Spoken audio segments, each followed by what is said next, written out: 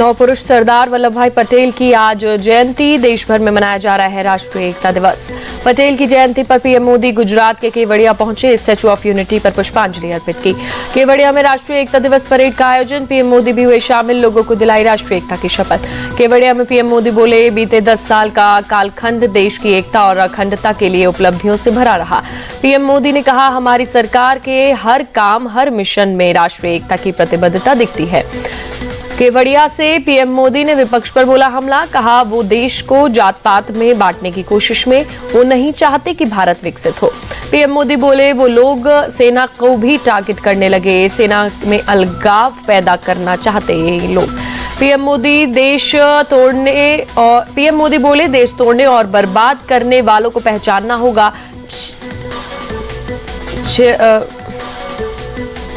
मोदी बोले, ये लोग देश का विभाजन करने में लगे, एक है तो सेफ है, इसे गलत प्रचारित किया जा रहा है। अर्बन नक्सलियों के गठजोड़ को पहचानने की जरूरत। सरदार पटेल की जयंती पर राष्ट्रपति द्रौपदी मुर्मू ने दी श्रद्धांजलि, उपराष्ट्रपति जगदीप धनखड़ और दिल्ली के उपराज्यपाल ने दी श्रद्धांजलि। सरदार पटेल की जयंती पर कुरुक्षेत्र में रन फॉर यूनिटी मैराथन का आयोजन, सीएम सैनी ने मैराथन को दिखाई हरी झंडी।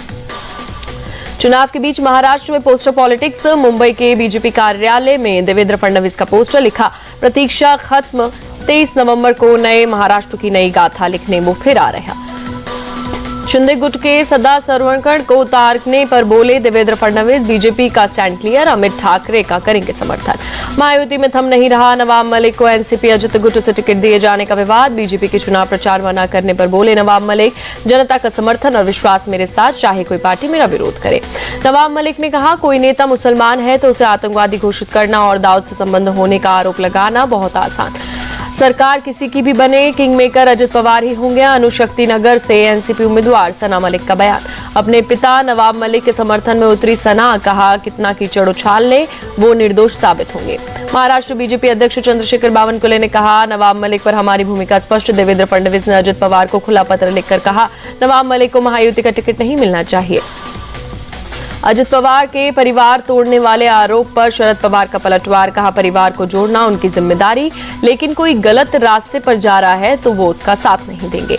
बारामती में शरद पवार ने एक जनसभा में कहा, अजित को 4 बार डिप्टी सीएम बनवाया, बदले में उनसे पार्टी छीनी, सिंबल छीना और मुझे कोर्ट में खड़ा कर दिया।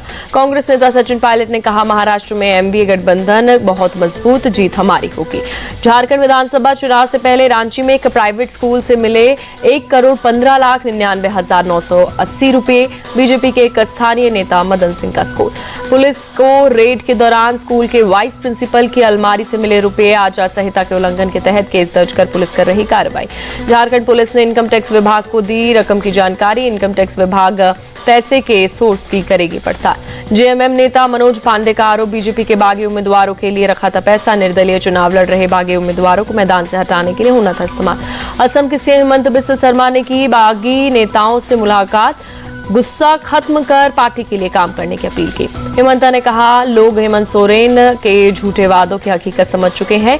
यदि बीजेपी के नेता एकजुट होकर चुनाव लड़ेंगे तो झारखंड में एनडीए की सरकार बननी तय। झारखंड सरकार पर शिवराज सिंह चौहान का अटैक, कहा जब तक जेएमएम और कांग्रेस की सरकार तब तक तरक्की नहीं। चुनाव आयोग के जवाब के बाद कांग्रेस पर हमलावर हुई बीजेपी, सुधांशु त्रिवेदी बोले, पूरी तरह से बेनकाब हुई पार्टी, चुनाव आयोग से मांगे माफी। बीजेपी नेता सुधांशु त्रिवेदी ने कहा, कांग्रेस को लोकतंत्र में आस्था नहीं, कम नहीं हो रहा विपक्ष के मन का अंधकार। हरियाणा के मंत्री अनिल विज भी कांग्रेस पर बरसे, कहा झूठ की बुनियाद पर कांग्रेस ने अपनी शिकायत दे दी। चुनाव आयोग के जवाब से सहमत नहीं कांग्रेस, दानिश अली बोले, ईवीएम की बैटरी 99% का होना ही तो शक पैदा कर रहा। असम उपचुनावों पर बोले कांग्रेस सांसद गौरव गोगोई, बीजेपी के आतंक से थक गए लोग। कर्नाटक उपचुनाव के लिए जेडीएस ने 40 स्टार प्रचारकों की लिस्ट जारी की, जीटी देवेगौड़ा और एचडी रेवन्ना का नाम गायब। देश भर में आज मनाया जा रहा है दीपावली का त्योहार, घरों और मंदिरों में लोगों ने की सजावट। दीपावली के अवसर पर पीएम मोदी ने ट्वीट किया, देशवासियों को दी दिवाली की बधाई। पीएम मोदी ने ट्वीट कर कहा, देशवासियों को दिवाली की अनेकानेक शुभकामनाएं। मां लक्ष्मी और भगवान श्री गणेश की कृपा से सबका कल्याण हो, सभी के स्वस्थ और सौभाग्यपूर्ण जीवन की कामना। दिवाली के मौके पर उज्जैन के महाकाल मंदिर में हुई विशेष आरती, बड़ी संख्या में पहुंचे श्रद्धालु। दीपावली के मौके पर अयोध्या में राम मंदिर पहुंचे सीएम योगी आदित्यनाथ, दर्शन कर रामलला का लिया आशीर्वाद। अयोध्या में हनुमानगढ़ी मंदिर भी पहुंचे सीएम योगी, पूजा अर्चना कर बजरंगबली का लिया आशीर्वाद। अयोध्या में भव्य दीपोत्सव का आयोजन, सरयू के तट पर जलाए गए 25,12,585 दीपक। अयोध्या में दीपोत्सव के मौके पर गिनीज बुक में दर्ज हुए 2 वर्ल्ड रिकॉर्ड। सरयू के तट पर एक साथ 1,121 लोगों ने की आरती, घाट पर जले 25 लाख से ज्यादा दिए। दीपोत्सव समारोह में शामिल हुए सीएम योगी राम मंदिर के बाहर मिट्टी का दिया जलाया। भक्ति में लीन यूपी के सीएम योगी आदित्यनाथ सरयू घाट पर आरती कर लिया आशीर्वाद। दीपोत्सव समारोह के दौरान जमकर हुई आतिशबाजी, सीएम योगी और केंद्रीय मंत्री गजेंद्र सिंह शेखावत रहे साथ। अयोध्या के सरयू घाट पर लेजर और लाइट शो, रामलीला का किया गया वर्णन। अयोध्या में सीएम योगी ने भगवान राम का रथ खींचा, तिलक किया और आरती उतारी। सीएम योगी आदित्यनाथ ने रामलला के किए दर्शन, केंद्रीय मंत्री गजेंद्र सिंह शेखावत और डिप्टी सीएम ब्रजेश पाठक रहे साथ। अयोध्या में सीएम योगी बोले, 8 साल पहले ही एक नारा गूंजता था, योगी जी एक काम करो, राम मंदिर का निर्माण करो। सीएम योगी ने कहा, 500 बरसों का अंधकार खत्म करके रामलला आए, सनातन धर्म के लिए अयोध्या बस एक शुरुआत।